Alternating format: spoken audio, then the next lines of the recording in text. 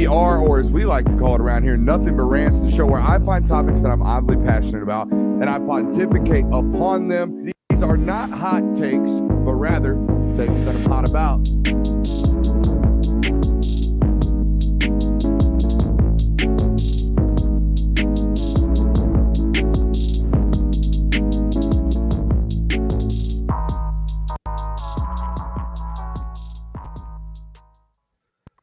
What is popping, my people? In the words of Public Enemy, I dialed 911 a long time ago.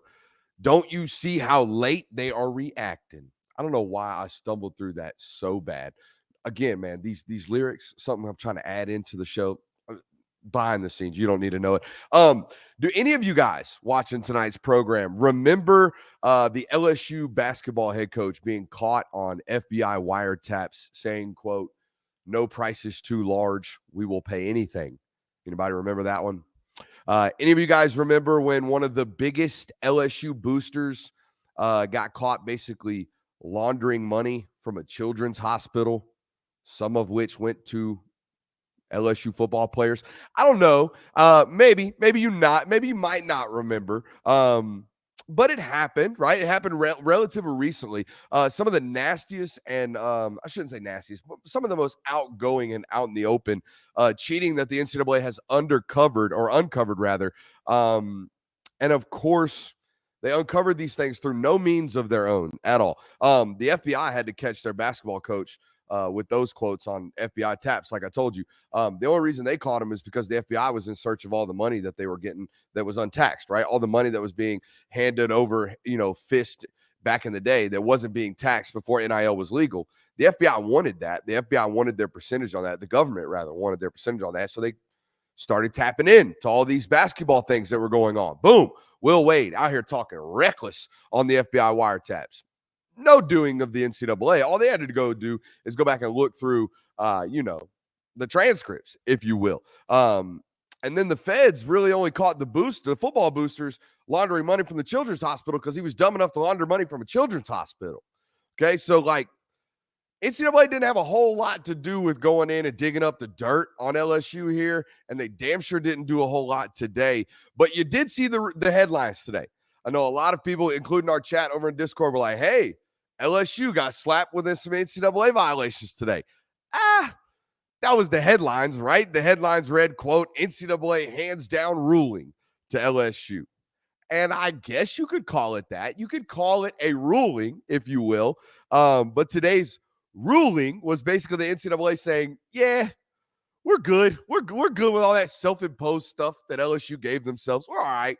Okay, you gave yourself whatever. There's nothing to see here. You gave yourself whatever penalty you felt necessary. We're good. We're all good up in here.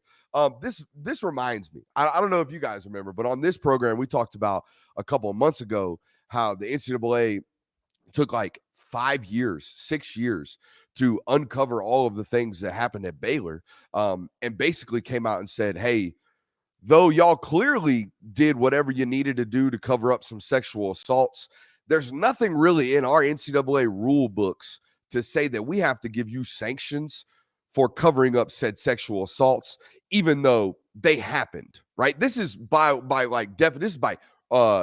statement released by the NCAA, okay? And, we're just going to give you the NCAA actually gave some slaps on the wrist for some recruiting violations, some, inappropriate contact with recruits on unofficial visits, whatever. They got them for the minor stuff, but didn't get them for the actual stuff that they were there for. You know what I mean? That kind of reminds me of this right here. And oh, by the way, like I told you, it took them 3 years to come to the conclusion on the Baylor stuff. Some of the stuff that they hit the LSU program with today came back from 2013 to 2015 with the football program. It takes these folks forever to get to their conclusions, right? Again, like Public Enemy said, I dialed 911 a long time ago.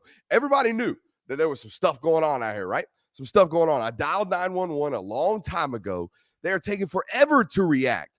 I thought the quote from LSU today was absolutely hysterical. It was absolutely hysterical. Quote, "We are pleased that our current men's basketball student athletes will not be punished for the acts of others, your others, and that the independent resolution panel accepted our self-imposed penalties for football. So basically, thanks, NCAA, for not doing much here in this situation. And people listening to this segment, particularly LSU fans, and particularly, anybody that's not a Georgia fan, or maybe anybody, people listen to this and say, Brooks, what did you want the NCAA to do? Seriously.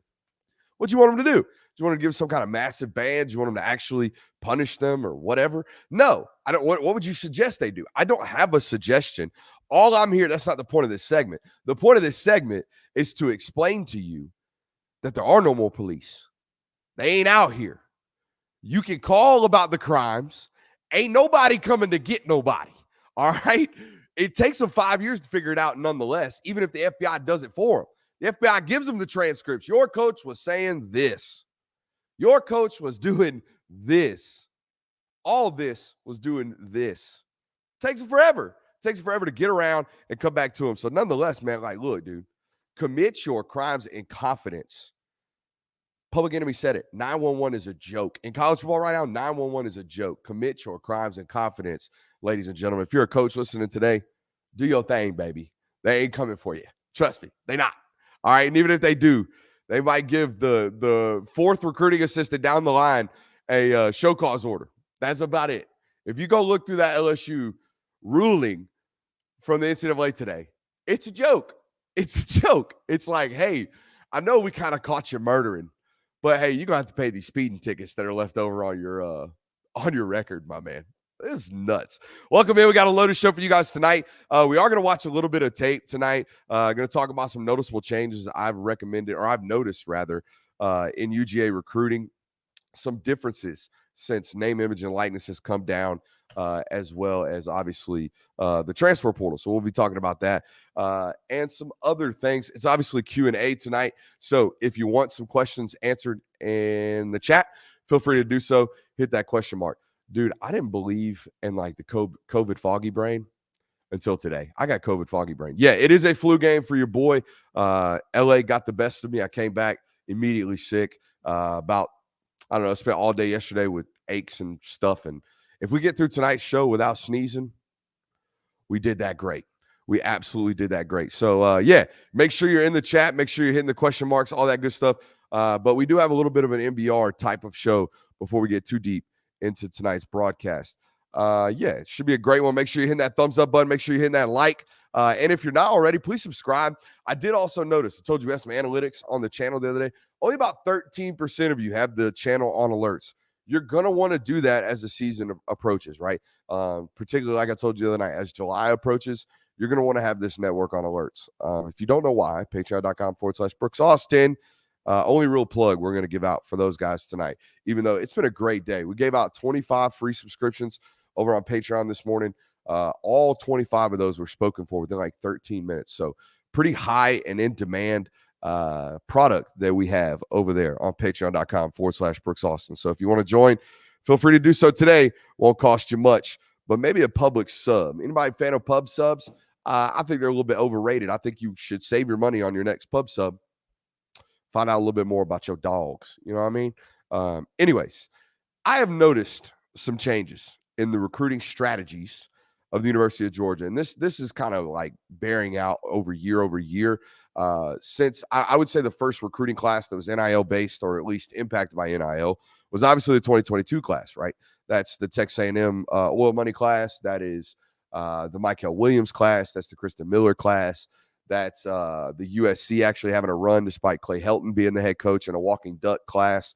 That's the Tennessee class. Y'all get it. That's that class. That's that first class of, hey, y'all can spend this bread legally.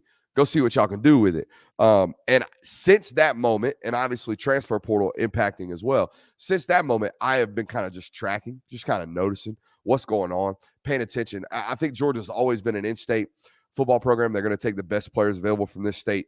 But more so, I think they've leaned on some things since these things have come into impact, right? Georgia is very much so still a national brand. They're still going to sign players from New Jersey, California, Texas, Tennessee. They're going to go out and find the best players for their program across the board. That's what they do year in and year out since Kirby Smart's been here. I would say since about 2019, he's pretty much had a national brand. Now he's winning 2 back-to-back titles, so he can pretty much go anywhere and do whatever he wants.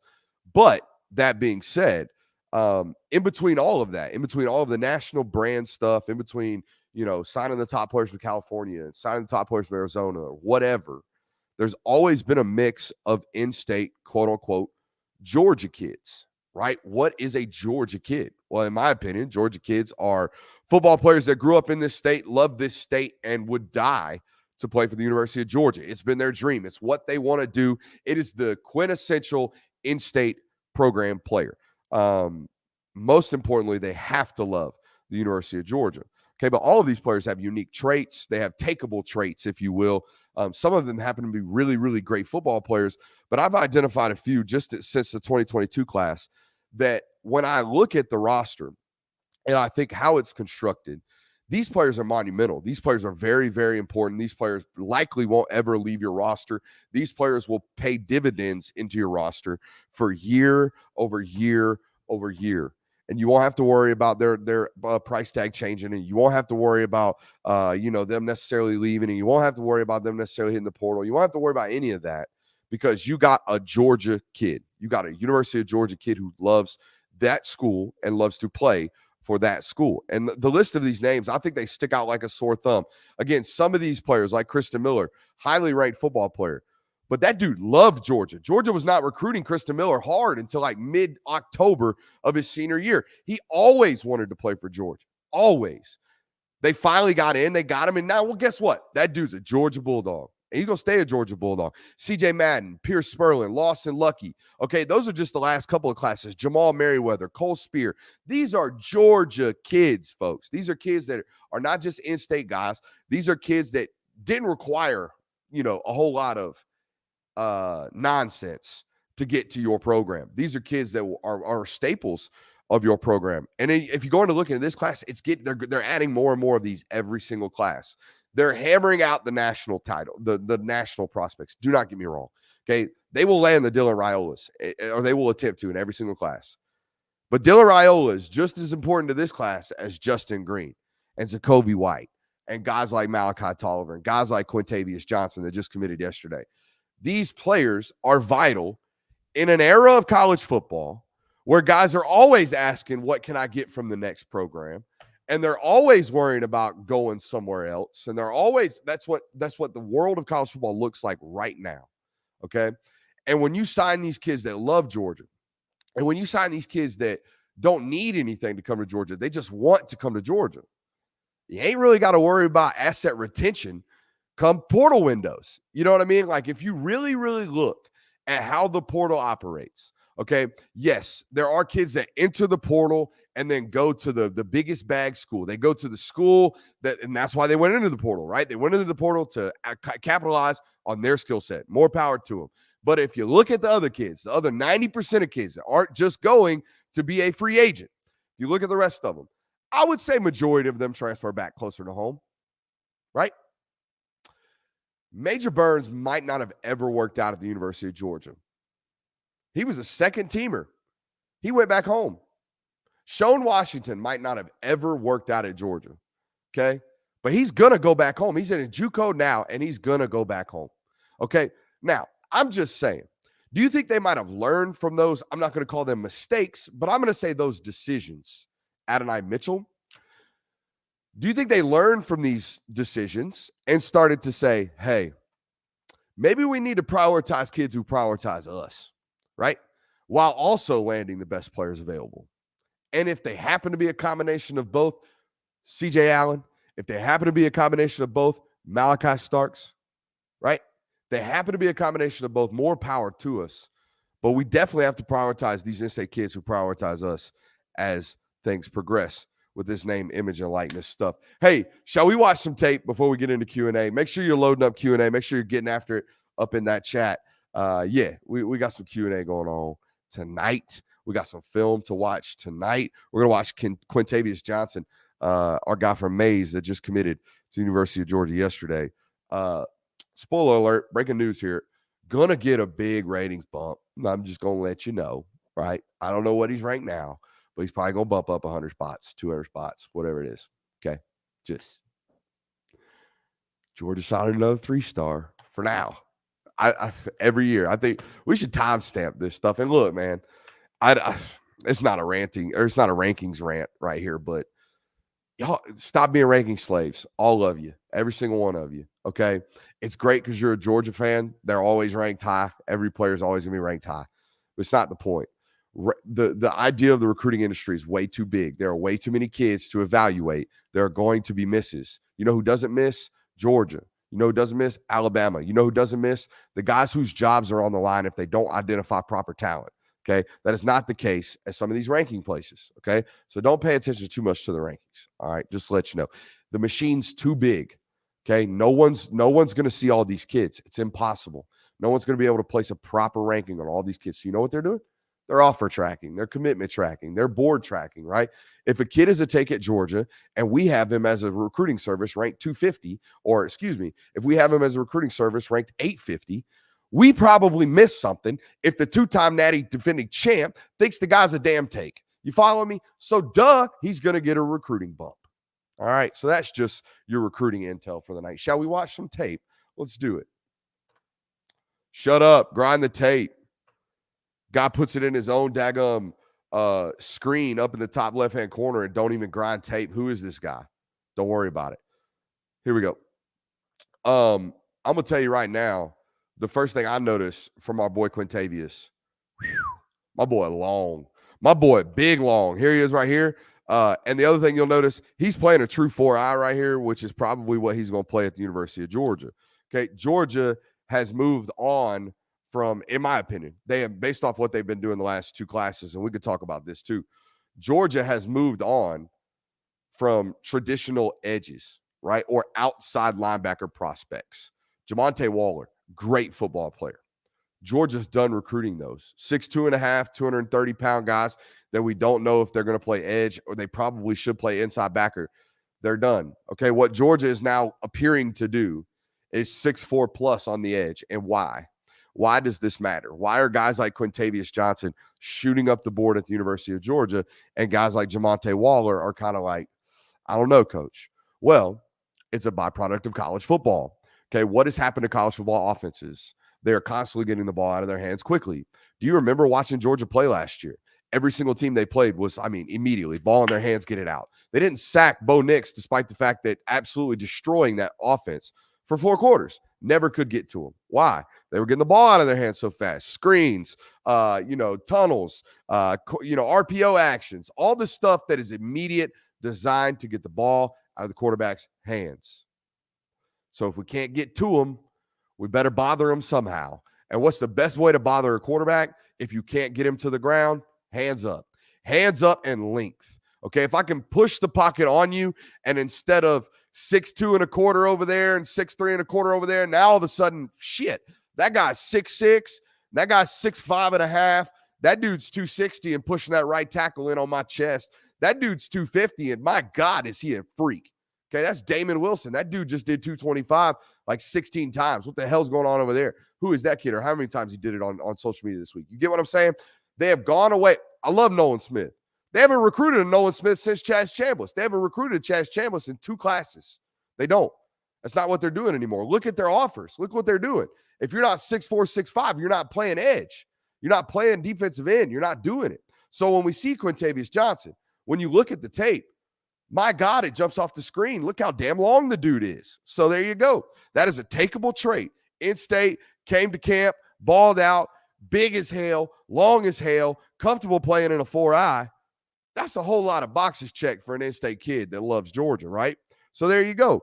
Also, something that I noticed about Southeast Atlanta football, let me tell you something right now. These boys love playing football. They've been playing football since youth. They've been shaking it since youth. They've been getting after it on a football field since youth. These kids are joyous about this shit. Look how long them arms are, guys. That is an avatar. All right. That is modern defensive end. I think Georgia and the rest of college football is going to start moving away from this outside linebacker, this guy who doesn't know if he's a space player, doesn't know if he's a pass rusher. We don't know if he can hold up on first down, coach, against the run. Okay. Damn all that. Damn all that. Get me a bunch of Chase Youngs. Okay. I know they don't grow Chase Youngs on trees, but damn, they sure seem like they are nowadays. I mean, this dude's 6'5", 250 in high school football right now. All right. And again, joyous about his football. And yeah, I see some comments talking about the hand fighting.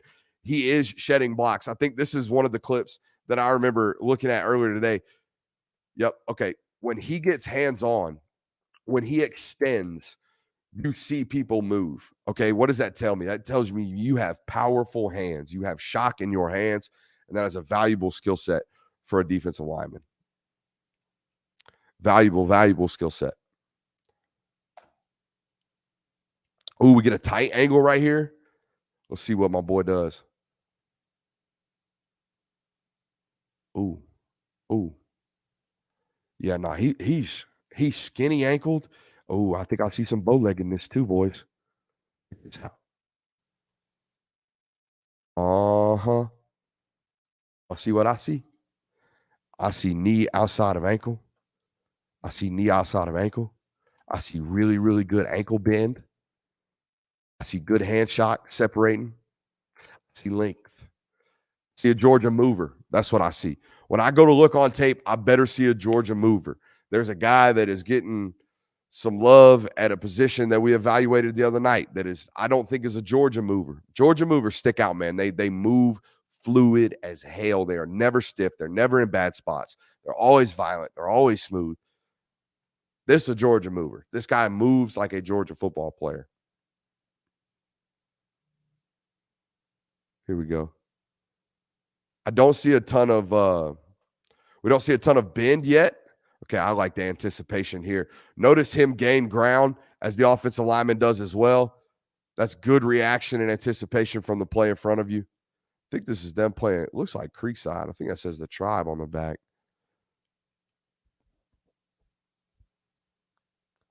Them some big boys. That's definitely. It must be the Creekside. I don't know. It's a big offensive line they're playing against right there. This is what I'm talking about when I'm talking about comfortability. Now he moves into a head up two right here, but hey, he's going to be asked to do some stuff like this when he gets to Georgia, play inside a little bit. Look at him get flat right there. I love that. Oh, all right. Now, some people in the chat will probably say, Brooks, was he too early of a take considering all the guys that they have on their board? That's a question for Kirby Smart. That's a question for Trey Scott. That's a question for all those guys. But when I hear that a kid has come onto campus multiple times, including this week, okay, and just done everything that he needed to do to be a Georgia Bulldog, then you green light those kids. Because you know what happens if you don't? They turn into Will Anderson at Alabama, right? These in-state kids, I'm also telling you that Will Anderson scared the shit out of Georgia.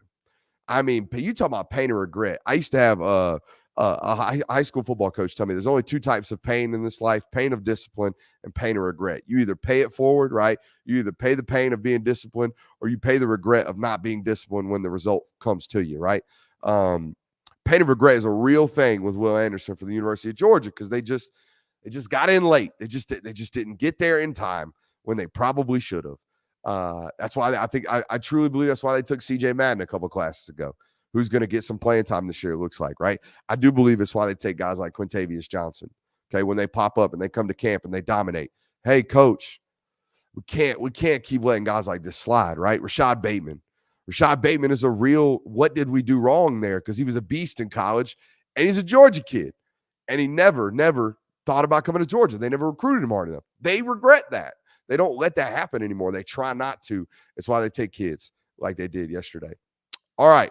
I think we should start firing off Q&A. Yeah? I think we should start firing off Q&A. Even though I just froze the hell out of my screen, it looks like.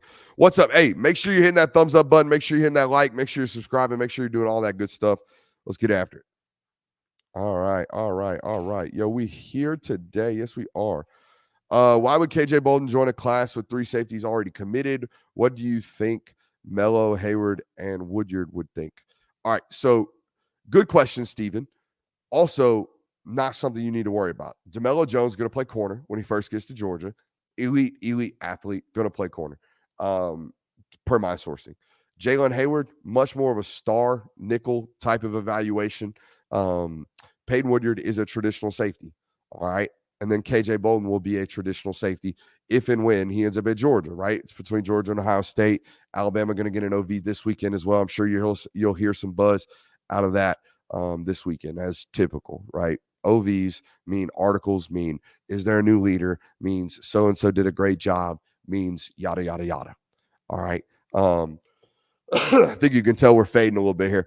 Anyways, you're not a problem here with signing too many safeties. Okay. Steven doubled up. Said also, are you worried about the offense after this year if they don't go into the portal? I'm very, very worried. Steven, sir, drink a beer, smoke a left-handed cigarette, calm down. All right, you're all right. You just won 2 national titles. You got a guy and a quarterback that's been there 3 years and ain't left, ain't done nothing. You got an offensive coordinator that's been comfortable in the system. You're fine. All right. Don't be out here worrying about tomorrow's problems when they're not even problems. All right. You're not. Georgia does not go into the portal massively. That's not what they're going to do as long as Kirby Smart's there. In fact, Kirby thinks that if they're going into the portal, they have failed. That's their roster construction has failed. They have not done what they're supposed to do with regards to signing the proper players. That is their opinion. The portal is supposed to be a Band-Aid, not a solution, right, to your problems. Robert asks, "Are you okay?" We all right. We all right. Sub Brooks, will you be going to SEC Media Days? Which players would you most like to see there? Yes, we will be at SEC Media Days. Actually, just booked the hotel today. Excited to be there in Nashville. Would have much preferred it to be in Atlanta. Then you don't have to worry about a hotel. You just kind of jet down and jet back. But hey, first world problems. We will be in Nashville. What players am I most excited to see? I don't really know. I always like learning and finding more about other players that aren't Georgia players. I see enough of Georgia guys, not to brush it off like that. But I kind of know who your guys are. I study them a lot. I know what their mannerisms are. I know how they talk, right? And I would presume that whoever they give us at SEC Media Days, we've probably already talked to quite a bit. Like knowing Kirby, I would be stunned, absolutely floor shocked. I don't even think that's a word. I would be floored if he brought Carson Beck to SC Media Days, because that would make a statement that Carson Beck is his starter. And guess who doesn't make statements? Kirby Smart. He does not. So I would be excited to see that happen. I would be excited to see him make a statement, but he's not gonna. So yeah, probably much more excited about seeing other dudes. Why is UGA making the shift to more traditional defensive ends? I think we already talked about that. Interfering passing lanes is more important nowadays than getting home. You're not going to get home. What is the preferred potato to receive in the mail, Yukon or Gold? Hilarious inside joke, deep inside cut. I don't even think we have a potato in here. That is not an invitation to send a potato. Okay. Hey, Brooks, where does Georgia stand with Mike Matthews? In a decent spot, not in a great spot. Not in a great spot. I not giving you a sliding scale majiggy here on air, but if I had to pick a leader for Mike Matthews, I would say Tennessee. Okay, so there's that. Should I give my take on Matthews now? Mike Matthews, 3rd round draft pick at receiver, 1st round draft pick at safety.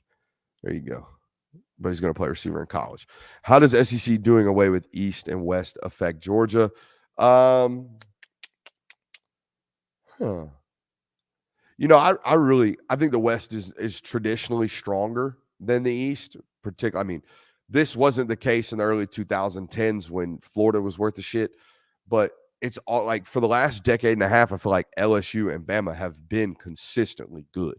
Like they've been consistently 10 wins, right? Consistently 11 wins, consistently 12 wins. Okay. The same cannot be said about Florida. The same cannot be said about Tennessee. The same cannot be said about South Carolina. Like if we get to a point where the conventional SEC East is like that, I would tell you that, hey, it's not really that big of a deal, right?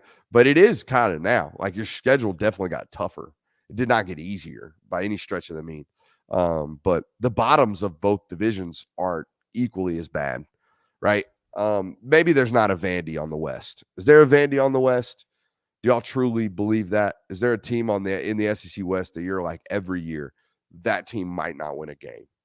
I don't think that's the case. There is that on the East, right? So yeah, I think your schedule definitely got harder, but it's not that big of a deal.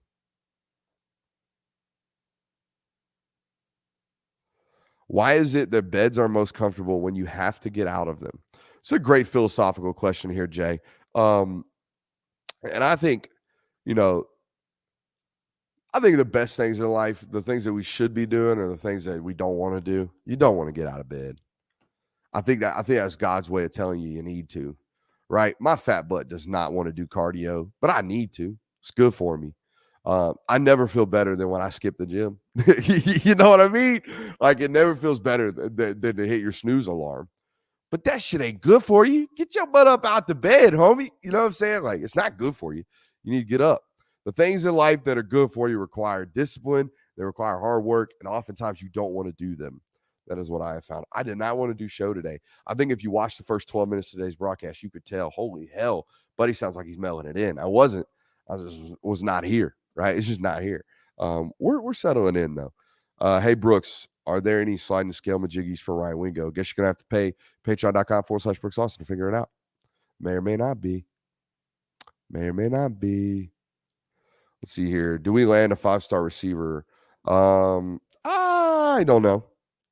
I think first of all, you're going to take 4, maybe 5 receivers, and you love the 3 that you have right now, right? Nikar, Zacoby White, and I'm forgetting another one, Nitro, right? You love all 3 of those guys. You're not quote unquote processing either of them.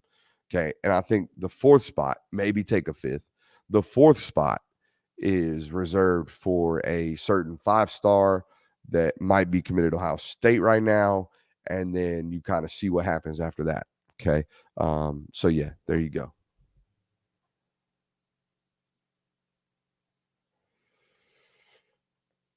Oh my God, I can't answer this question. One guy you respect and least respect in your industry. We'll do with the one guy you respect. We'll stay away from the least respect. I don't feel like slandering anybody. But there are a few people that I can't stand. I wish I could like tell you some of the stuff that I've seen, but I can't. It's not right. Okay. So we won't do that. But a guy that I have tremendous respect for. Let's give a shout. So I love Jeremy Johnson. Okay. He works for On3, which is the ops. They might as well be, enemy number one. But nonetheless, I love me some Jeremy Johnson. I think that Jeremy is good for me in the sense that I've never, ever not trusted him. He's never been around me where I feel like I can't say what I need to say, or I can't say what I want to say, or I got to be careful with what I say because he might take it somewhere. Believe it or not, there's a lot of people like that in this industry where you got to be tight-lipped around them. You can't actually be yourself. So I really love and respect Jeremy for that. But most importantly, Jeremy pushes me. When I see him at places, when I see him working, it makes me want to go work. You know what I mean? Because he's a friend of mine, and I would say we're competitive. We're not like, hey, I'm going to beat your ass today, or I'm going to beat you to that story. But we're silently competitive, right? We keep tabs on one another, and we pay attention. We pay attention to what the other one's doing. Yeah, so that's my guy right there. Thoughts on LSU's new air conditioned helmets? It's a good way to spend stupid money. I would just, I don't know. Instead of spending, what would you imagine? $500 a helmet, maybe. What would it cost to put AC in a helmet? $400-$500. I mean, if you got it like that, fuck around, do it. But for me, for mine, it's like 2 months of heat. It's like 2 months of heat. Suck it up. Play ball. Quit being a sissy. Half of those you're indoors if it's too hot, coach. Come on. Softening of America. I'm just kidding. No, I think it's a goofy way to spend money, but hey, you know what? Whatever floats your boats. Let's see here. Steve was active in the early chat. All right. With CJ Allen and Raylan Wilson seemingly being deemed as the next great duo, what incentivizes a 5-star linebacker in 2024 to come and play behind them? This is a great question, Stephen, that I think a lot of linebackers are asking themselves today, okay, with regards to the University of Georgia. Okay.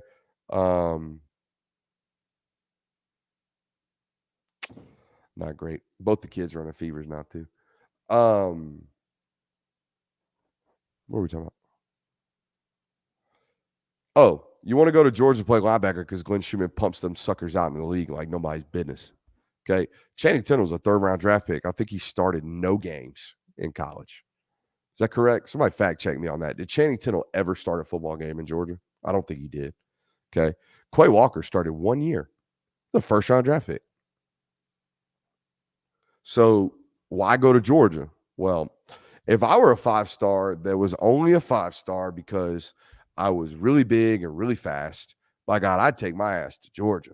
Because the only way I'm going to be a big and fast 1st-round draft pick is if I start playing the game of football the right way and play linebacker the right way, right? And start learning how to do things that NFL guys do, which is what Georgia clearly does. Did you know that every single linebacker that has played a snap, listen to me, every single linebacker that has played a starting snap at the University of Georgia is currently on an active NFL roster if they played for Glenn Schumann? Did you know that?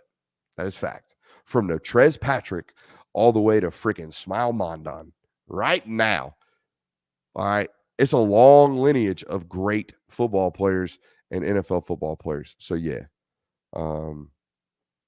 that's why you wanted to know. We got a super sub question in here. Best secondary in the league this year? College football, pro football? Interesting question. I would take Georgia's in college football, and I know that sounds really, really biased, but I think they have potentially 2 All-Americans in the back end right now in Javon Bullard. Did I say that right? Javon Bullard. I'm so happy with myself. Javon Bullard and Malachi Starks. COVID brain done got the boy right. Look at that. Let's get into some more questions here. We were gonna watch Tay Harris film tonight. Couldn't find it. So if anybody can find that for me, I would love that. But no, I couldn't find it for the life of me today on social media. Does Bulldogs win ESPY for best team? Maybe. They didn't last year. They should. Oh, were y'all trying to bait me into attacking? Favorite dog ever? We don't have a bunch of questions left, so make sure you're getting them in the chat. Favorite dog ever? You know, growing up as a defensive lineman, you know, everybody loved Pollock, right? It's like every point guard, every white point guard was like, you know, I'm white chocolate, dog. I'm out here with or I'm trying to be Steve Nash. I'm out here with you know what I mean? Every young white defensive lineman in the early 2000s wanted to be David Pollock. I don't know what it is. I don't know how to explain it to you. But I got in a fight over wearing 47 one year. Guess who won 47? Your boy. I'm just kidding. David Pollock was fun to watch. I wish I remembered more about what was going on there in terms of, I wish I was old enough to like actually conceptualize it, because there are people who were old enough to do that, like real smart football brains, like Kirk Herbstreit. Kirk Herbstreit says he's the best defensive end to ever play football, ever play college football. And like, Kirk doesn't blow smoke just to blow smoke. If he's saying that, he like means that. So yeah, that would have been fun to watch. But I don't have like I think to me, the one that's special to me that you guys, know and have watched me cover over the years is Jordan Davis. I think anybody that's ever covered Jordan Davis, here's a Jordan Davis story. After he got drafted, my son had a fracture in his leg, and I posted it on Instagram. And within like 4 or 5 minutes, Jordan's in my phone saying like, "Hey, is everything okay with Lil Man?" I'm like, "Who are you, bro? Like, what are you?" I should say. I finally got to like see him outside of football, because like when kids go to Georgia, when they're at Georgia, I do not bother them. I don't know if other media members are like this, but even though if I had a relationship, like Kristen Miller, had an obvious relationship with him before he went to Georgia. We don't talk no more. That's it. Once you go, we hand you off, and that's it. We like end of relationship. But once you're done, sometimes we get to pick that back up. And I'll never forget seeing Jordan this year at Oregon. or at the Mercedes-Benz Stadium after the Oregon game. He is as big and as lively as you could ever imagine, right? And he's life. He's joy. When you see him, he is just joyous. He is just so vibrant with life. The best way to explain Jordan Davis is this is not a religious channel, but the Lord does call us to be salt to the earth, right? That's what we are meant to be as humans. We are meant to be, salt to the earth. We're meant to be joyous and kind to all, and be protective of our own. And that is the definition of Jordan Davis. Like, he is everything that you could ever imagine him. So yeah, that's the dude right there. After that, Chris Smith and I would say that's one of my guys. I loved watching him play. Not just love watching him play. I loved watching him become a better football player. That's obviously important to me. I love watching guys perfect their craft, work hard at it, continue to get better at it, and continue to defy odds. Stuff like that. That's cool. Here we go. Let's keep firing them off. Gunnar Stockton and Brock Vandergriff. It's Vandegrift. Is there any chance that both gets at least 1 year as a starter at Georgia? As much as the comparisons Georgia gets to Alabama, like, God knows every analyst ever compares Georgia to Alabama. We all know this. As much as y'all get it, don't nobody ever compare the quarterback situations. Nobody ever talks through them. Why can't y'all go from Jalen Hurts to Tua Tagovailoa to Mac Jones to Bryce Young? Why can't y'all go from Carson Beck to Brock Vandegrift to Gunnar Stockton to Dylan Raiola to Ryan Puglisi, however it works out? Why can't y'all do that? I was talking to my wife today about constant negative attitudes. A lot of people walk through life, they're always thinking about the worst. What happens if? What happens if? What happens if? Why we got to do that? Why not just be happy with what's now? All right. And what's now is the opportunity that, hey, instead of thinking about what happens if they all stay? And yes, this is a great way to look at it. Is there a chance? Yes, there's absolutely a chance. Absolutely a chance. With Lovett on the team, does that make Ladd even more dangerous? Yeah, from an explosive standpoint, right? I don't think it makes him more dangerous from is he going to win the Biletnikoff Award? Okay. I don't think it makes him more dangerous in the sense that is he going to have 100 catches this year? But it definitely makes him, it gives him an opportunity to have more explosive plays because it'll have a less attention around him. I told you if we make it through this broadcast, I'll sneezing. We got a lot of folks asking for essentially sliding scale majiggies here on the channel. Understand. We got them. They're over on patreon.com/Brooks Austin. Okay, a lot of the guys y'all asking about, we've in the chat right now, a lot of the names either already have SSMs or we've already talked about them. Okay, so yeah, patreon.com/Brooks Austin will kind of handle all of this. Like this right here, you can get an answer on that over there. The Nate Frazier stuff over and over again in the chat, you can get answers over there. Okay. So yeah, there we go. All right. I think we're going to call it a night. Understand something. There's always going to be snakes in the grass. Okay. But the money always weeds them out. We'll see y'all next time.